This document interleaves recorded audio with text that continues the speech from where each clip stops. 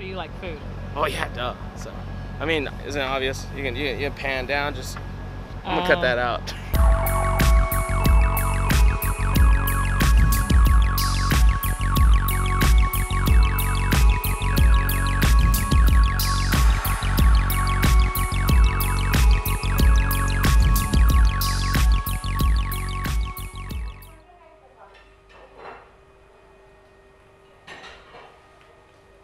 My name is Chad Suter, and I'm a co-owner of the Big Cheese food truck here in Bloomington, Indiana.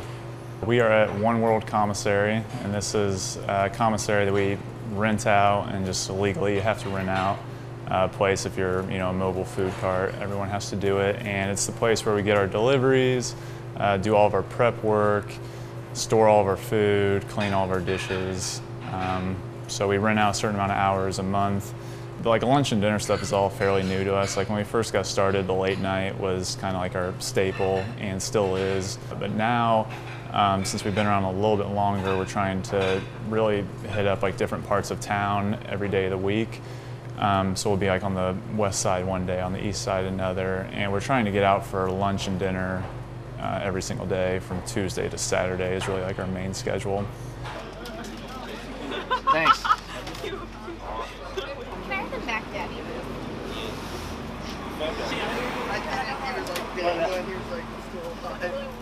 So just like, it's been since the beginning, it's just all a learning game, and we just kind of jumping in head first and seeing what works, and just kind of, absorbing as much as we can, and then just analyzing it and going from there.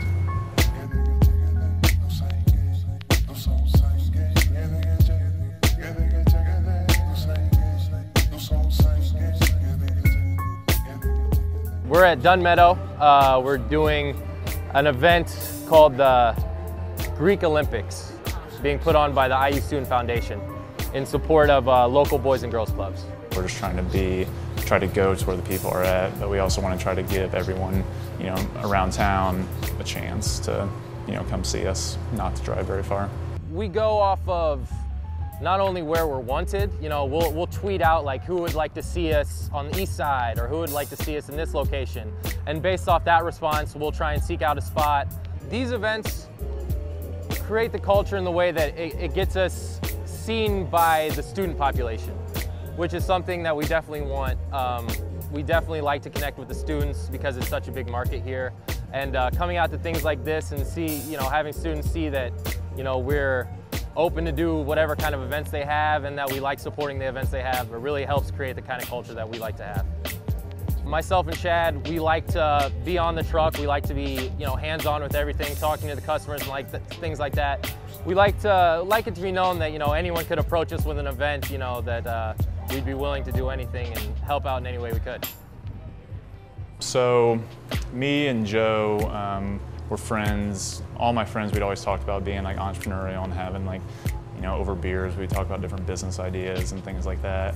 We started the business in February 2012, was the first day that we opened. And we were just doing like one night a week at Purdue. Joe would come up.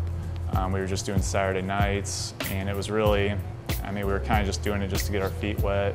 We kind of had the idea that we would really bring it back to Bloomington all along.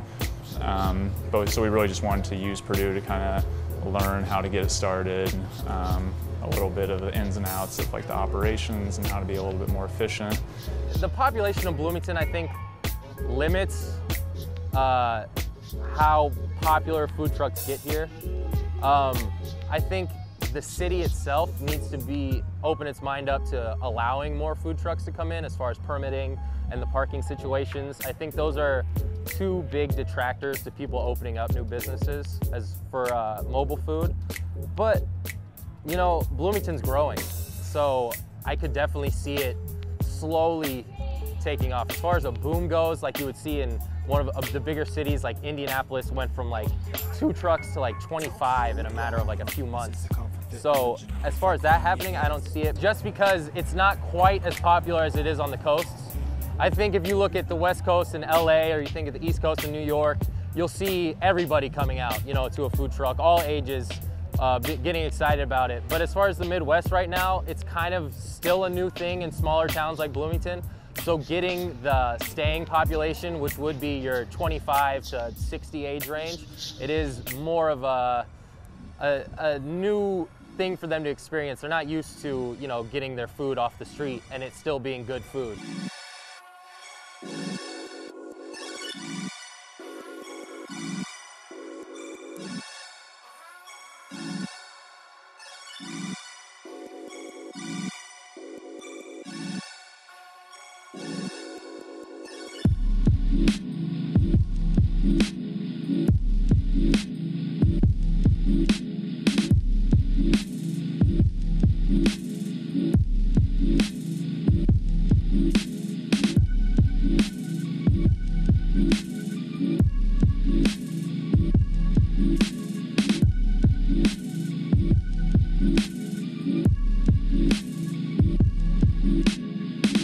Getting into the food truck business is definitely easier than getting in the brick and mortar restaurant business because the overhead is lower, the initial investment is lower, and because of that, it's a lower risk. So what you'll see is a lot of independent chefs or sometimes failed chefs, you know, want to start up their own idea. They have a random crazy menu idea and they find a trailer for 20,000 bucks and then, you know, they retrofit the inside of it for another 5,000, get all their appliances, rent out some kitchen space and get their permitting, and, you know, they get as far as businesses and restaurants go, a small investment to possibly making their, you know, their dream business come true. You know, I kind of knew that I wanted to just start my own business, and especially while I was young. You know, I didn't have a family, I didn't have, you know, it was just me, so I didn't have to worry about my failures, like, you know, affecting, you know, a family or anything like that. So I, you know, knew that I was at a spot in my life where I could be, like, pretty risky and really just, you know, kind of just jump in head first, whether I knew what I was doing or not, because when we first started, we really had no idea. So I definitely think that getting into the food truck business is easier than getting into the restaurant business, but staying in the food truck business and making it work, I think it's just a completely different hurdle to tackle than having a brick and mortar restaurant.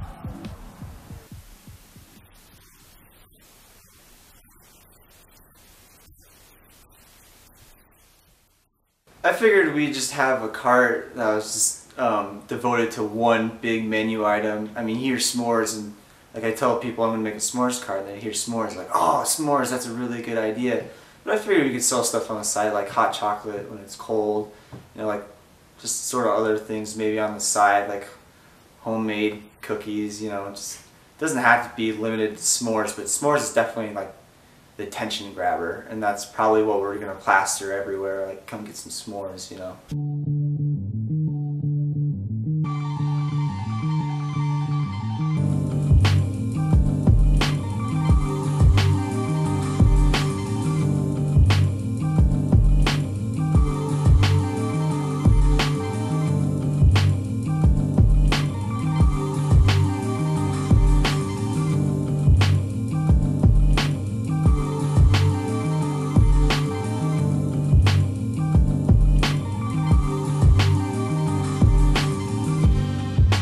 As far as the menu, I was thinking about just having like a Denny's Build Your Grand Slam. You know, you just like build your own s'more. You pick the graham cracker, you pick the type of marshmallow, the chocolate, or like a Reese's cup, and then you just kind of build your own by saying, I want this kind of graham cracker, I want this kind of marshmallow, and then you just put it together. Just have like one price for that whole thing. The menu is just based off things that I think people would like, and just like I feel like a lot of other like fast food chains, I don't want to say fast food chains, but just like restaurants that do that kind of thing, they just give you a bunch of options. I feel like those different options will just, you know, further entice customers to come see what we're all about and hopefully buy something. Maybe a few people trying to hop on here and there, but even in the last year, I've seen 3 or 4 carts, you know, try to make something happen and kind of fade away or have to, you know, reorganize and try a different attack on it. So we'll see, I guess. It remains to be seen.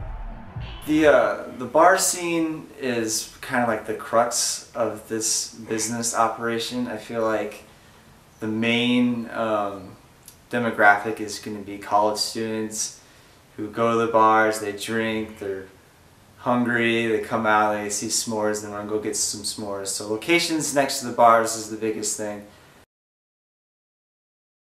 When you do deal with the late night customers who have been drinking all night and everything, it's really more about location. You know, people don't really want to walk forever to go get your food, or you know, deliveries are huge. You know, that's why pizza's so good late night. But people want to be kind of like catered to, so it's really more important to be where everything's happening. And you know, since you're kind of dealing with like the, you know, drunk college kids, you know, it's kind of more impulse buying, and there's really not as much like advertisement that goes into it. So it is a little bit easier to kind of deal with those customers, you know, night in and night out. The biggest factor to our staying power has been how connected we've been able to get to the student population. It's all fairly new to us right now, so we don't know, like, you know, on Tuesdays is it better to park on the west side or the east side. We don't really know that right now. So right now we're just trying to figure out, you know, really just get the truck out there as much as possible, figure out, you know, what works the best, you know, what days work the best. You know, some days it's just better to go out on Kirkwood and just, you know, be open.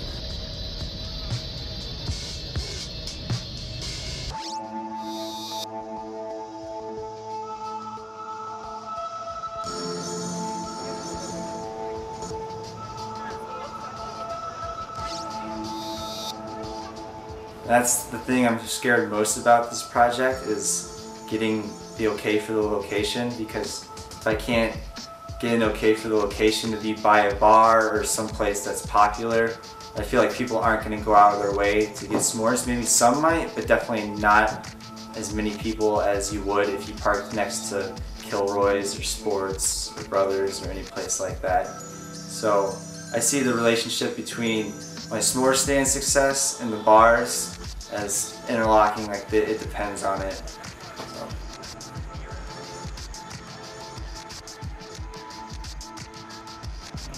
2 years ago I decided to create a job for myself or somebody else.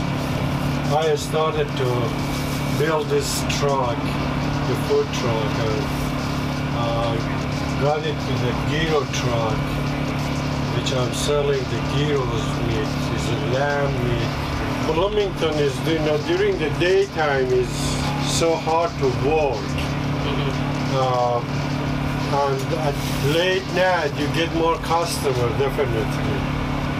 And that's why I just ran into it. I didn't know, I didn't expect that it's gonna be like this. During, for example, when I started the daytime. But after a while I find out no, the night is much better. We get more customers, more people comes up, and that's why I'm doing it now. If you come after one, you see it, that the people are online and they are talking to each other. Maybe for hours they stay here. Some of them they stay for half an hour or 1 hour to get the gyro. They interact with each other, and I like it. I learn a lot of things with the people, seeing the people, you know, interact with the people, and see the other side of the cone, American cone, society cone. It's just unbelievable.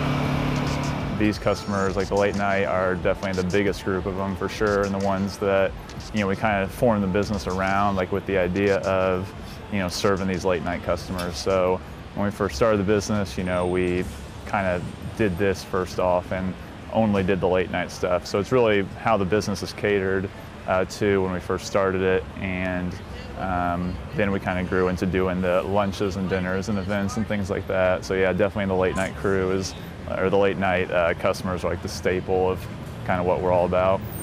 I think that, you know, street food used to be pretty popular here. In like the 40s and 50s, you know, like the hot dog guy, the sandwich guy was like where guys would go for lunch, and it was a huge thing.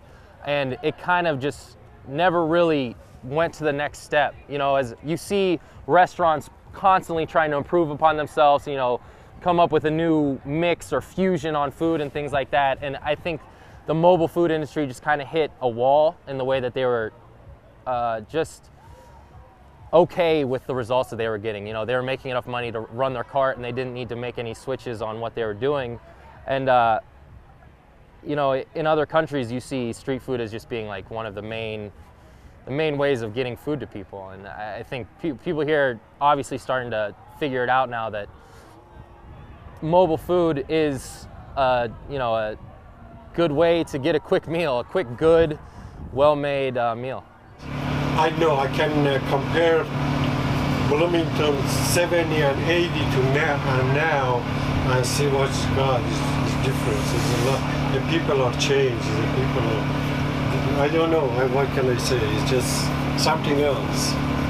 A lot of the people in the big cities are dealing with a lot of the issues that we face here in Bloomington, which is as far as getting people to accept the fact that, you know, they can get good food from off the street, you know, that this, you know, the cart is basically just a mobile kitchen, you know what I mean? It's clean, everything's prepared well, and, you know, it's not just random, you know, junk that we're just serving in bags, you know what I mean? So, and also, as far as regulations go, they deal with, you know, city regulations as far as parking and hours that they can operate, how close they can park to brick and mortar restaurants, and different permitting and things like that. That it's the same kind of issues that we deal with here are the same things that they're dealing with out there. Kids our age, a lot of the time we come up with all these ideas, and you know, we have so many different ways to fulfill our ideas, whether it's coming up with a new iPhone app, or you know, a food truck idea, or you know, a clothing line. Like, businesses are started like left and right with these ideas, and it really does just take you to just do it, you know, because you can talk about it all day. You know, and that's kind of what I noticed about myself, is I was always coming up with, you know, different business ideas, and ones that I thought would, you know, would be good, you know, and even like when I was in, you know, whether it was like an iPhone app or what have you, you know, even in high school and stuff, I would think of ideas, and you know, a few years down the road, I'm like, man, I think that probably would have been successful. It might not be fair sometimes, but I think at the end of the day, the more effort you put in for like a longer period of time, the better like success you'll see.